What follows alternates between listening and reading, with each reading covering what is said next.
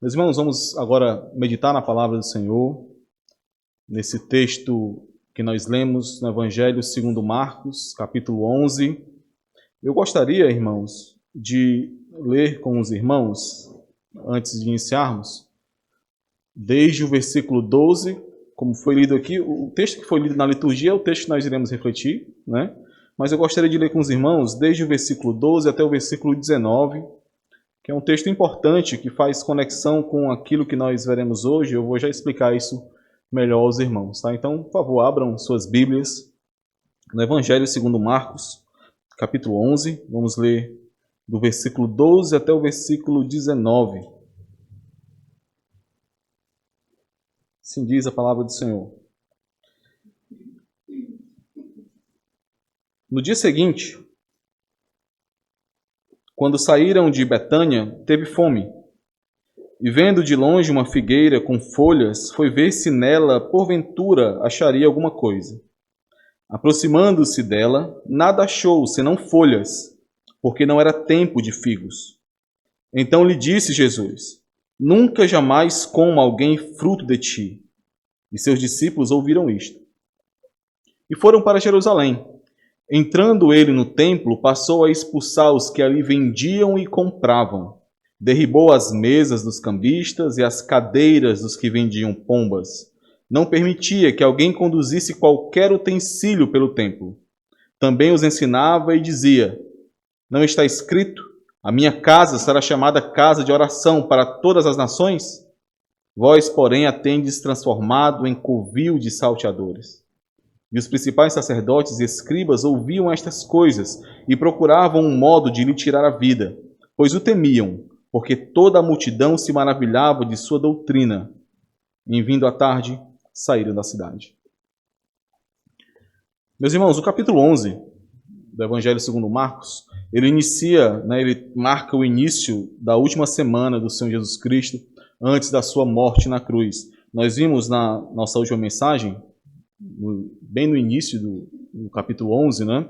A entrada triunfal do Senhor Jesus Cristo em Jerusalém. Algo que foi cuidadosamente providenciado por Deus como um ato simbólico que expressava a verdade sobre o Messias, o rei que adentrava ali na cidade de Jerusalém. Não um rei como os reis deste mundo, não um rei com armas e propósitos desse sistema mundano, mas o rei do reino dos céus, que adentrava esse reino de trevas para vencê-lo e que o venceria por meio do seu sangue, entregando a sua vida em favor de muitos, para o resgate de muitos, seguindo, cumprindo o propósito determinado na mesa da Trindade antes da fundação do mundo, de que ele resgataria aqueles a quem o Pai amou. Nós vimos, meus irmãos, nesse texto da entrada triunfal do Senhor Jesus Cristo, que, embora em aparência, a multidão ali ela recebeu o Senhor Jesus Cristo como um rei. Ela estendeu as suas vestes no caminho, ela clamava Hosana, né, que quer dizer bendito, que quer dizer salva-nos, né? Ela clamava bendito o reino de Davi que vem. A multidão recebeu ao Senhor Jesus como um rei. Mas essa multidão, ao perceber que o Senhor Jesus Cristo não era o rei que eles ansiavam em seus corações, eles simplesmente desapareceram. Nós vimos isso. De repente, no ápice desse relato, a multidão some, porque perceberam que o Senhor não era o rei que eles esperavam ali. O Senhor não era o rei que estava moldado em seus corações. Quantos já não fizeram isso, meus irmãos? Quantos já não buscaram, ouviram falar sobre esse Jesus, sobre esse rei? E quando este rei o confrontou por meio da sua palavra, esses simplesmente desapareceram, fugiram, correram dele. Tudo que aquela multidão trazia até ali, diante do rei, eram folhas. utilizando aqui, fazendo alusão aos ramos que eles cortaram dos campos, né, e depositavam ali ao longo do caminho, como nós lemos na última mensagem. Eram somente folhas, não tinham frutos. Não demorou uma semana para que essa mesma multidão, muitos dessa mesma multidão, pedissem pela crucificação daqueles que eles chamavam de rei. A profissão de fé destes era enganosa. Os seus gritos de fidelidade ao rei eram falsos. Tudo o que eles tinham eram folhas, não frutos. E aqui nós chegamos em mais 2 atos simbólicos do Senhor no início dessa semana tão importante. Atos que revelam o engano deste povo que ali está o recebendo, que ali está tendo o privilégio de ver o rei. Nós vemos aqui o que os irmãos encontram aí nos títulos, né, das nossas versões, de a figueira sem fruto e a purificação do templo, como nós lemos aqui. Esses 2 atos simbólicos, irmãos, eles se entrelaçam, e é por isso que eu fiz questão de ler aqui com os irmãos os 2 relatos, porque eles se entrelaçam e nos permitem entender de forma mais profunda o significado de um por meio do outro. Isso é algo que nós já vimos no Evangelho segundo Marcos, né, irmãos? Essa característica que eu até já comentei com os irmãos, que muitos comentaristas chamam, né, dessa técnica literária de Marcos, de técnica do sanduíche, né, onde ele inicia um relato e de repente ele interrompe esse relato com um segundo relato para depois finalizar o primeiro. E essa estrutura nos ensina que nós precisamos entender em conjunto os 2 relatos, as 2 histórias que estão sendo ali contadas. E os pontos de contato entre esses 2 relatos vão nos ajudar, vão se tornar ali chave para nós interpretarmos, né, esse texto. Hoje nós veremos o primeiro desses relatos. Essa figueira sem frutos, essa figueira estéril. Nós veremos, claro, meus irmãos, como os ensinamentos dados pelo Senhor Jesus Cristo aqui podem ser aplicados a nós, obviamente. Mas além disso, a mensagem de hoje ela também vai nos ajudar, ela vai servir como uma espécie de introdução para aquilo que nós veremos na próxima semana, que é esse texto de quando o Senhor Jesus Cristo ele expulsa os vendilhões do templo, né? Aqui que nós vemos como a purificação do templo.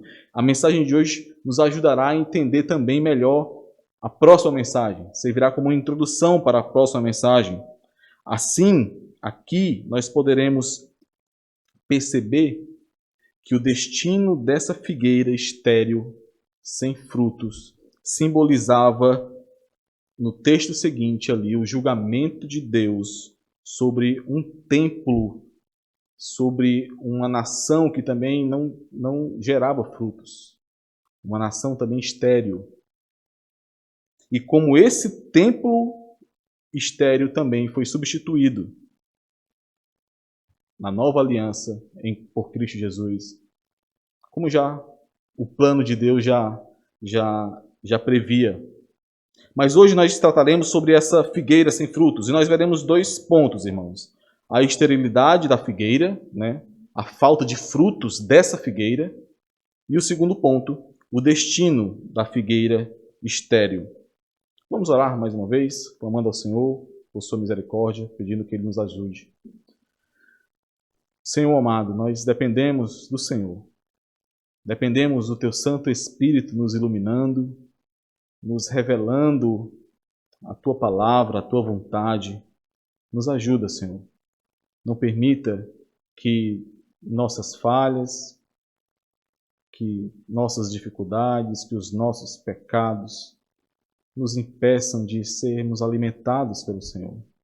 Nos ajuda, nutre-nos, alimenta-nos, para que possamos ser instrumentos do Senhor, para que possamos manifestar por meio de nossas vidas aquilo que somos, filhos de Deus, novas criaturas em Cristo Jesus. Tem misericórdia de nós, no nome do nosso Redentor que nós te pedimos. Amém. Meus irmãos, no primeiro ponto, nós temos aqui a esterilidade da figueira, né? A figueira sem frutos. Vamos ler. Esse vai ser o ponto mais longo, né? Esse primeiro ponto é o mais longo que nós teremos hoje. E é referente aos versículos 12 e 13. Então vamos ler mais uma vez os versículos 12 e 13. No dia seguinte, quando saíram de Betânia, teve fome. E vendo de longe uma figueira com folhas, foi ver se nela, porventura, acharia alguma coisa. Aproximando-se dela, nada achou, senão folhas, porque não era tempo de figos. Esse texto, irmãos, é um texto que foi bastante utilizado por ímpios como uma desculpa para não crerem em Jesus. Existem alguns relatos de ateus, de ímpios, que apresentavam esse texto como um motivo do porquê eles não criam em Jesus.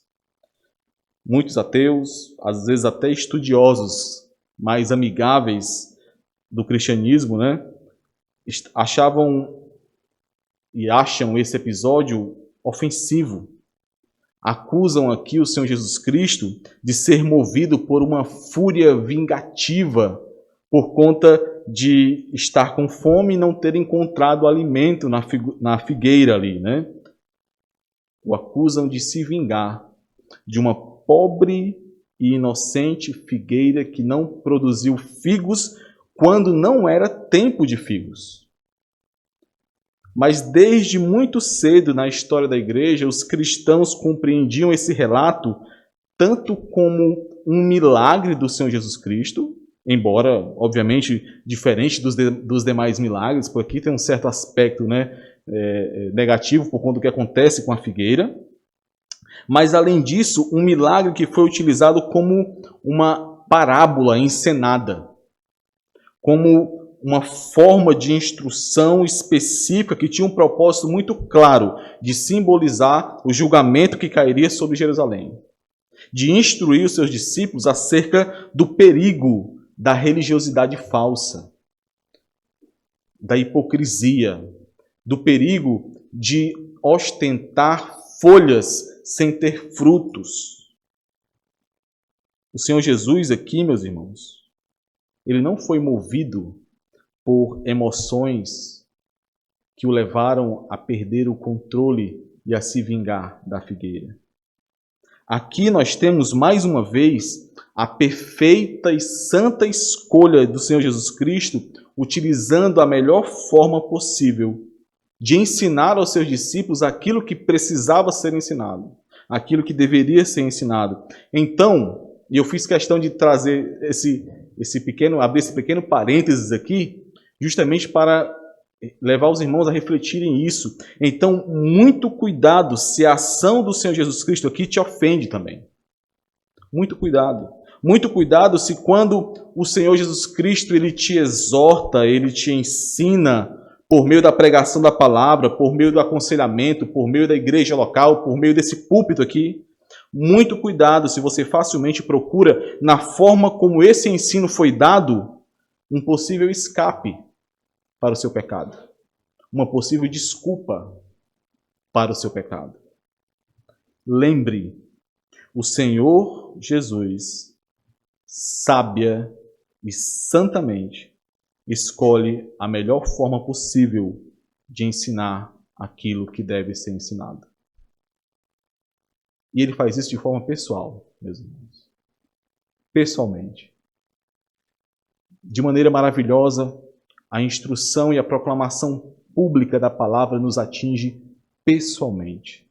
E ele sabe exatamente a forma como deveremos receber esse ensino. Nós vimos isso algum tempo atrás, naquele exemplo que eu trouxe de Marta e de Maria, quando nós vimos ali que o Senhor Jesus utilizou basicamente as mesmas palavras para ensiná-las, mas em função da situação de cada uma, ele fez isso de maneiras distintas, de formas distintas, com estruturas distintas. Muito cuidado se essas palavras do Senhor, ou se essa forma aqui que o Senhor instruiu os seus discípulos também te ofendem como ofenderam a outros. Mas vamos voltar aqui ao nosso texto. Aqui nós temos um milagre utilizado como uma parábola para ensinar os discípulos. Indo para Jerusalém, Jesus teve fome E aí o versículo 13 nos diz, né? E vendo de longe uma figueira com folhas, foi ver se nela, porventura, ou poderia também ser traduzido como portanto, acharia alguma coisa. Aproximando-se dela, não achou, nada achou senão folhas, porque não era tempo de figos. Meus irmãos, é preciso aqui contextualizar os irmãos sobre uma figueira. Eu não sei se os irmãos já... Eu nunca vi uma figueira, pessoalmente. Não conheço, né, a botânica aí da figueira. É preciso contextualizar para que a gente possa entender melhor o que aconteceu aqui. A figueira é um tipo de árvore diferente da maioria das árvores. Após o período do inverno, e geralmente, mesmo em invernos rigorosos, né, quando as árvores, de uma forma geral, estão ali somente com seus galhos, né, estão em uma aparência mais seca, após o período de inverno, mesmo sem ainda ter desenvolvido as suas folhas, as figueiras elas geram pequenos brotos de figo. Pequenos brotos que se mantêm mesmo sem que as folhas tenham nascido. É isso que as Escrituras chamam de figo temporão, ou figo verde, ou primeiros figos. Lá em Oséias, nós temos estudado Oséias nos domingos.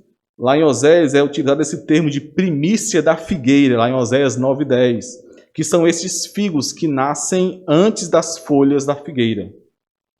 Na primavera, então, após o inverno, quando a maioria das árvores ainda está gerando flores, ainda está florescendo, a figueira ela já possui frutos. Já possui esses pequenos figos verdes, que ainda, obviamente, não são figos maduros, ainda não amadureceram, mas já podem sim ser consumidos e frequentemente são consumidos por aqueles que passam pela figueira.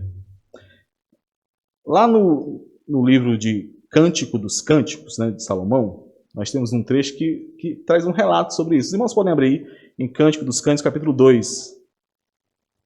Depois de Eclesiastes, né?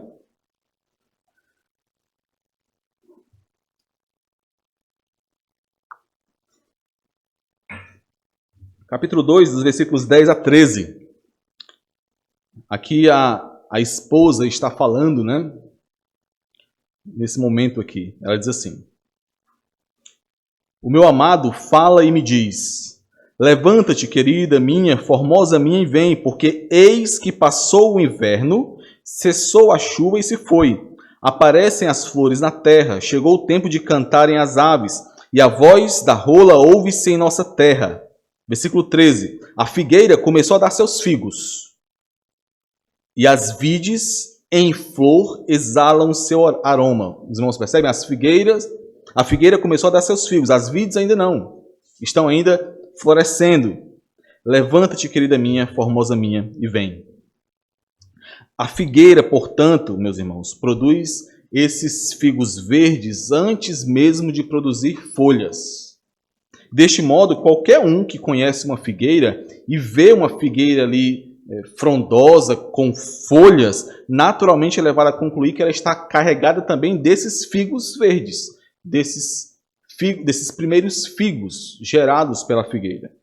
E é exatamente isso que é dito nesse versículo 13 de Marcos, quando Marcos escreve aqui, porventura, que como eu comentei, poderia ser traduzido também como portanto, expressa que porque o Senhor Jesus Cristo viu as folhas na figueira, ele concluiu que ali haveria frutos.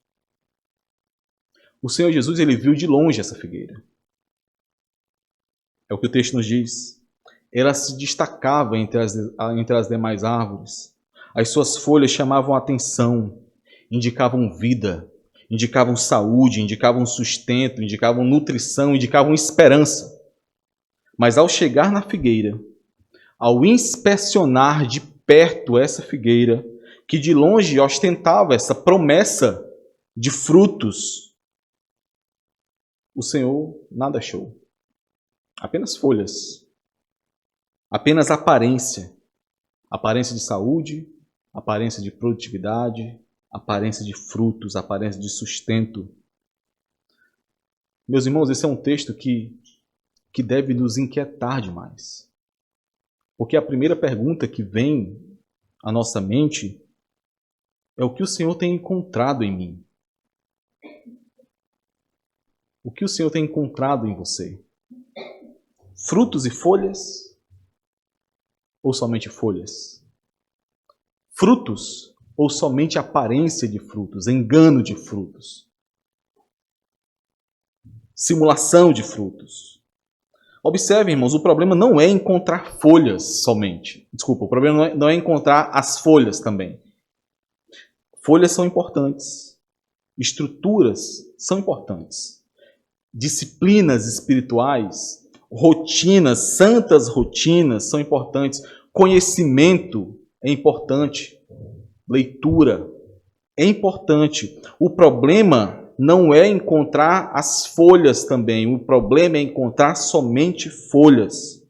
O problema é se tais coisas, tais rotinas, tais buscas por conhecimento, por exemplo, não forem resultado de um coração que anseia sinceramente pelo Senhor.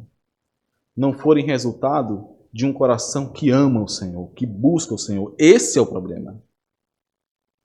O problema é se tais coisas não forem o resultado de um coração contrito e sincero diante do Senhor.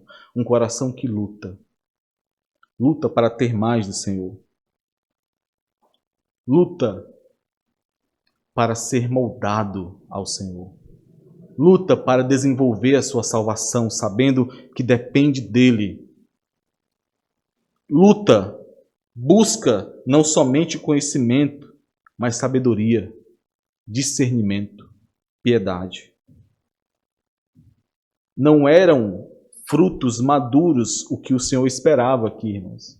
Essa é uma acusação que é feita pelos críticos, a esse texto, achando que aqui uma injustiça está sendo cometida, porque o Senhor buscou frutos em uma figueira que Marcos diz aqui que não estava ainda no tempo de figos. Mas o tempo de figos aqui que Marcos está descrevendo é o tempo de figos maduros. Os figos verdes, as primícias dos figos deveriam estar ali. Não eram frutos maduros o que ele esperava, porque não era tempo de frutos maduros. Mas ele esperava o que a folhagem que ali estava prometia. Frutos verdes, ou figos verdes, o fruto adequado. É óbvio, meus irmãos, que essa figueira sem frutos, que foi ali inspecionada pelo Senhor, que gerou essa propaganda enganosa ali para o Senhor, é óbvio que ela é um símbolo da nação ali de Israel, e do culto, da adoração prestada ali no templo judaico. Nós vamos ver isso melhor na próxima mensagem. Aquela nação, aquele templo que tinha toda a pompa, tinha todo o esplendor, todo o luxo, mas não tinha vida. É interessante que lá em Oséias, capítulo 10, versículos 1 e 2, nós temos o profeta dizendo que Israel é vide luxuriante, é vide esplendorosa, exuberante. Mas no começo do versículo 2 ele diz: mas o seu coração é falso. Eles tinham rituais e tinham o templo, que deveria ser a habitação ali de Deus com o povo, mas não tinham comunhão com esse Deus. Como Adão, transgrediram a aliança com o Senhor. Os irmãos vão ver muitas citações de Oséias, porque nós estamos sendo alimentados por Oséias, e porque Oséias mostra muito como o povo chegou nesse ponto em outro momento, Nós veremos isso mais na próxima mensagem, na próxima quarta, se assim o Senhor permitir. Nós veremos mais sobre esse paralelo aqui entre a falta de frutos da figueira e a falta de frutos do templo em Jerusalém. Mas desde já, nós precisamos perceber, o Senhor não esperava colher figos maduros daquela figueira. Ainda não era tempo. Não era tempo de colher frutos maduros daquele povo ainda. Existia um plano que estava sendo cumprido pelo Senhor, onde sim, frutos maduros seriam colhidos do povo de Deus. Mas ali ainda não era tempo. Mas o tempo chegou, irmãos. O tempo dessa colheita de figos maduros chegou e uma nova e superior aliança foi estabelecida por um perfeito mediador, Jesus Cristo, o Filho de Deus. A plenitude dos tempos chegou. O tempo dos figos chegou, porque uma nova aliança foi feita. Uma nova aliança inquebrável. Porque o próprio Deus a cumpriu. Não existe possibilidade de esterilidade para aqueles que estão em Cristo, para aqueles que estão na nova aliança, porque o próprio Espírito Santo de Deus foi dado como garantia de que estes frutificariam, de que estes gerariam frutos. E assim como o Senhor Jesus inspecionou aquela figueira, inspecionou aquele templo, aquela nação de Israel, o Senhor Jesus ainda sonda corações nos dias de hoje. Ele ainda nos inspeciona. E ele não se contenta, irmãos, com folhas. Ele não se contenta com aparência, com falsas promessas, com engano. E como a igreja do Senhor tem sofrido nesses dias com isso? Engano, hipocrisia, folhas que não estão acompanhadas de frutos, pedras de tropeço para muitos. Como nós somos tantas vezes tão facilmente levados a nos preocupar com as folhas somente e não com os frutos. Preocupados em como estão nos vendo, como os nossos irmãos estão nos vendo, como estamos parecendo diante dos nossos irmãos, e não nos preocupamos como o Senhor nos vê. O que o Senhor vê, meus irmãos, quando Ele sonda os nossos corações, quando Ele sonda o seu coração, o que Ele vê, porque Ele não se satisfaz com folhas. O Senhor não se satisfaz com roupas, com dialetos, frases bem montadas, com uma moralidade, simplesmente uma moralidade adequada. Ele não se satisfaz. Ele não se satisfaz com a quantidade de livros que você lê. Ele não se satisfaz com quão profundo é o teu conhecimento teológico.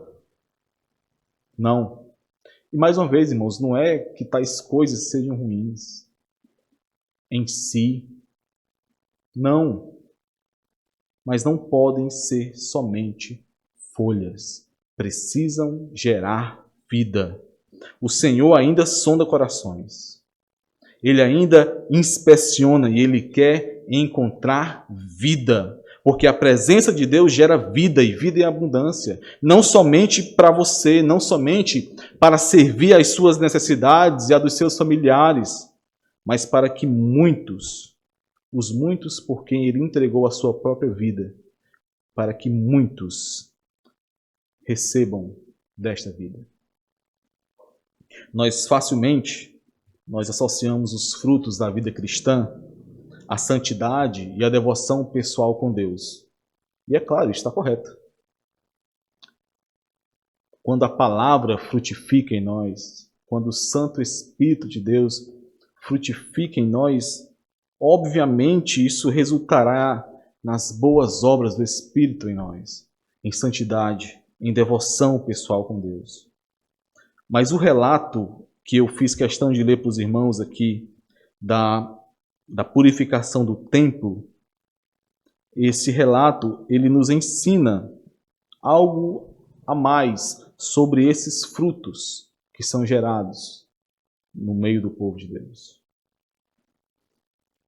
Nós vamos ver que além da corrupção generalizada que estava ali no templo, como nós já lemos aqui, que transformou a casa, o que deveria ser uma casa de oração, em um covil de salteadores, ou seja, além da falta de santidade e de devoção sincera do povo, nós vamos ver que outra falta estava sendo destacada pelo Senhor Jesus Cristo ali quando Ele ensina o povo. Quando Marcos nos diz, no versículo 17, que também os ensinava e dizia, versículo 17 do capítulo 11 de Marcos, também os ensinava e dizia: não está escrito, a minha casa será chamada casa de oração para todas as nações? Vós, porém, a tendes transformado em covil de salteadores.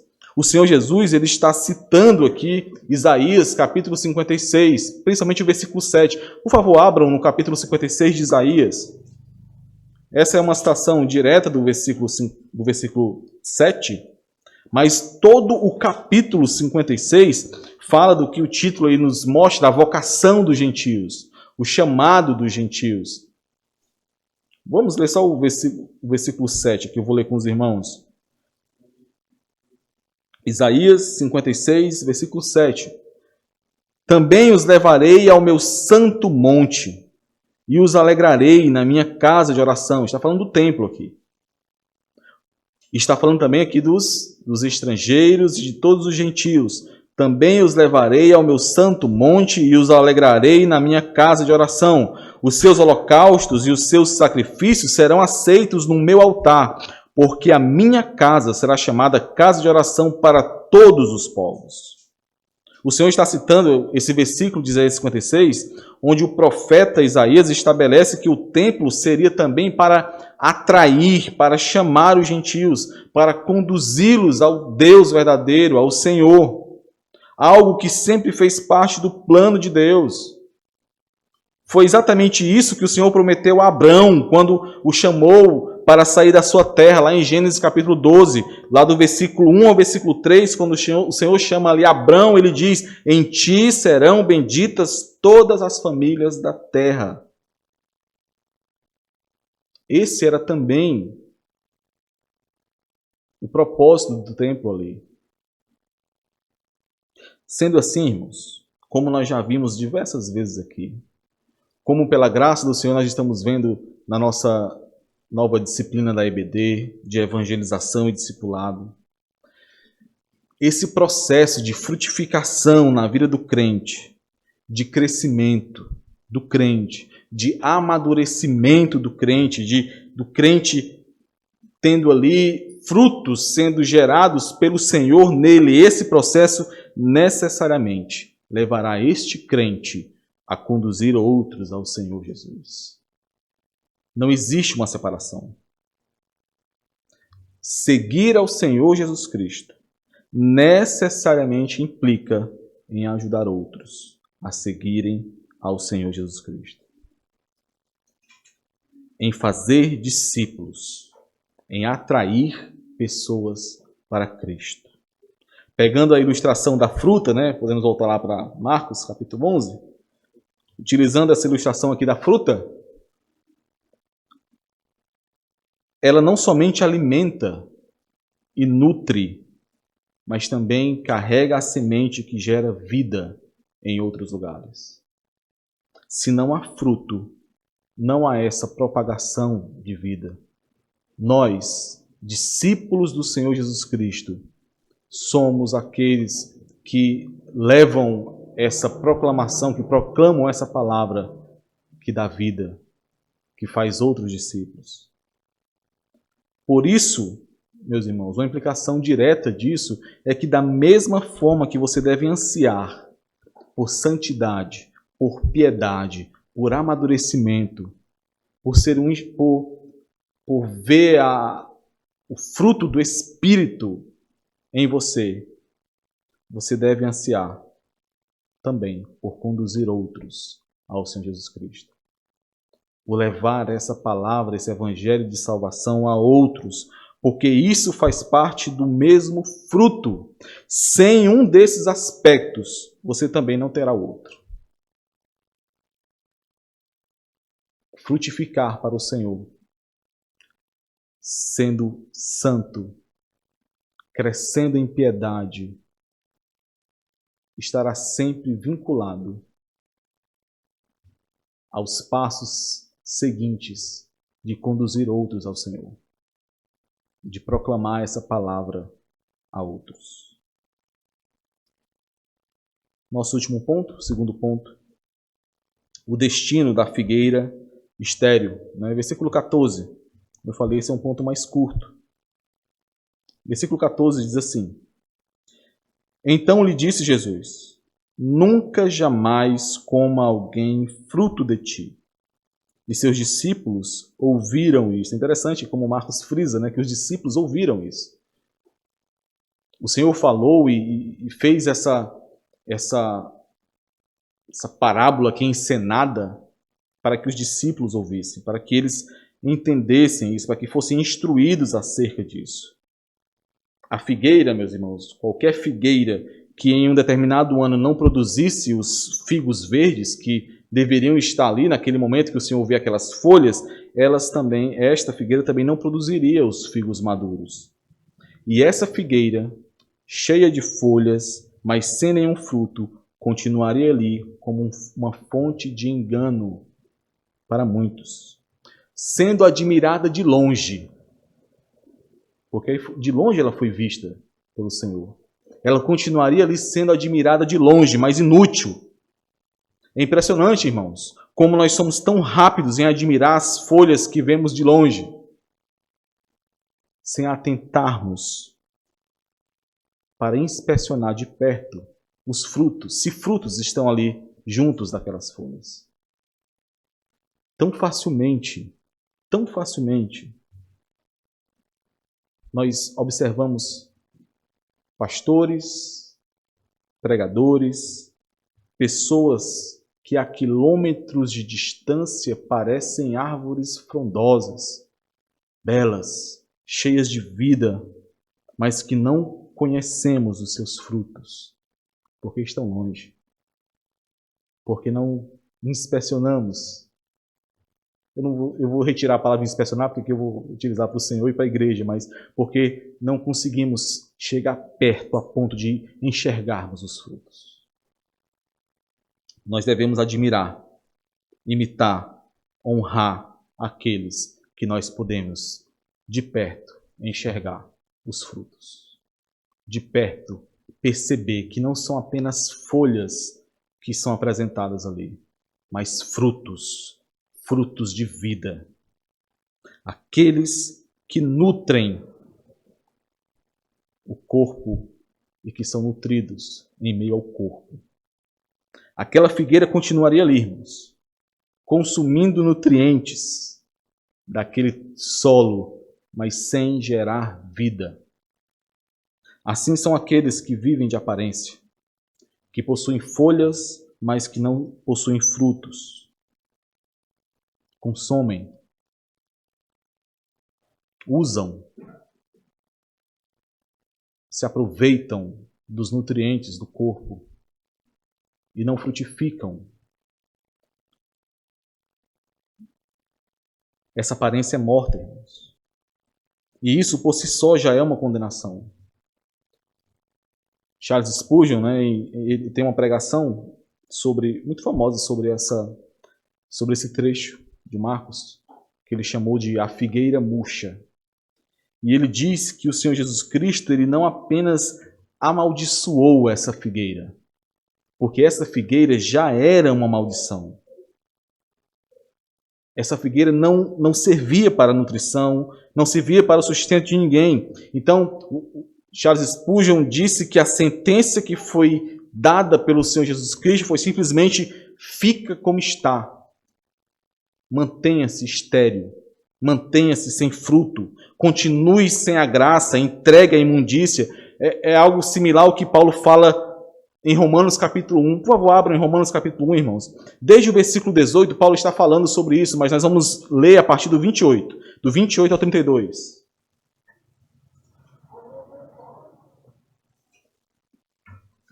Romanos capítulo 1, versículo 28.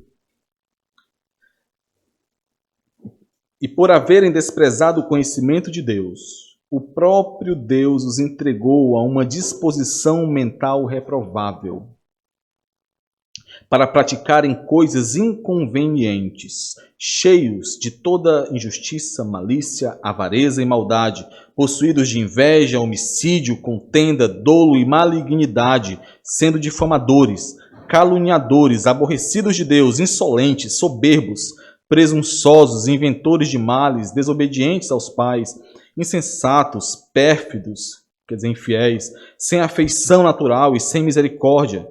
Ora, conhecendo eles a sentença de Deus, de que são passíveis de morte, e os que tais coisas praticam, não somente as fazem, mas também aprovam os que assim procedem. Não existe julgamento pior da parte de Deus do que entregar alguém à sua própria imundícia, ao seu próprio estado. Tão melhor, meus irmãos, seria se ele sacudisse e ferisse a este, gritando em seu ouvido, dizendo: acorda, gera frutos, porque se tu não gerar fruto, eu vou te arrancar e te lançar no fogo. Tão melhor seria isso, mas não são todos aqueles que têm esse privilégio de serem sacudidos pelo Senhor, de serem disciplinados pelo Senhor, para que possam então gerar frutos. Quão terrível pode ser o resultado da inspeção do Senhor? Você já pensou sobre isso? O que o Senhor vê quando Ele sonda o seu coração, quando Ele busca por frutos em você? Quão terrível pode ser o resultado da inspeção do Senhor? Mas ainda há tempo, irmãos. Ainda há tempo. O Senhor Jesus é aquele que dá vida a mortos. O Senhor Jesus é aquele que levanta dos mortos e dá vida a todo aquele que se arrepende, que crê, que se submete a Ele, que se submete à sua palavra, à sua noiva, que vive em novidade de vida. Lembrem, irmãos, folhas não são suficientes. É preciso ter frutos. Lembrem também que estes frutos não se resumem a você. Não se resumem às suas necessidades. Você frutifica para outros. Você frutifica para que outros possam ser nutridos, para que outros possam ser chamados, para que outros possam ser conduzidos ao Senhor. O Senhor Jesus não se deixa enganar, irmãos. Quando Ele inspeciona, Ele o faz com profundo discernimento. Ninguém zomba do Senhor. Ninguém se esconde dele. A Ele ninguém pode enganar. Eu e você podemos enganar a muitos. Eu e você podemos simular muitas coisas. Podemos apresentar folhas muito parecidas de frutos, com frutos. Mas ao Senhor Jesus, nós não podemos enganar. Certamente eu e você já vimos muitas vezes, talvez em nós mesmos, figos que na verdade não passavam de folhas. Mas o Senhor Jesus Cristo não comete esse tipo de engano. Ele não julga segundo a aparência. Folhas sem frutos é aparência de morte, irmãos. É como uma linda coroa de flores em cima de um defunto. Não eleve muros que impeçam outros de te alertar sobre isso. Às vezes nós esquecemos de como, em meio à igreja local, em meio à comunhão dos santos, o Senhor utiliza os seus instrumentos para nos alertar acerca dessa verdade. Não eleve muros que impeçam outros de te alertar sobre isso. Não se isole com medo de se expor, com medo do que os outros pensarão. Afinal, todos te veem como árvore frutífera. Não se isole, não se esconda, não tema ser exposto, não tema como os outros te veem, mas como o Senhor te vê. E mais uma vez eu pergunto, e finalizo essa nossa reflexão de hoje: como o Senhor te vê? Vamos orar, irmãos. Senhor amado, Pai Santo, de infinita misericórdia, muito obrigado por Tua palavra. Muito obrigado, Senhor, porque aqui, por meio da Tua palavra, do Teu Santo Espírito nos iluminando, nós somos advertidos, exortados, ensinados, edificados. Ó Senhor, não permita, Senhor, não permita que em algum aspecto queiramos, Senhor, simular frutos, queiramos apresentar folhas onde não há frutos. Ó Senhor, o sangue do Cordeiro que foi derramado e firmou a nova aliança não permite que árvores infrutíferas estejam ali presentes nessa aliança. Senhor, nos ajuda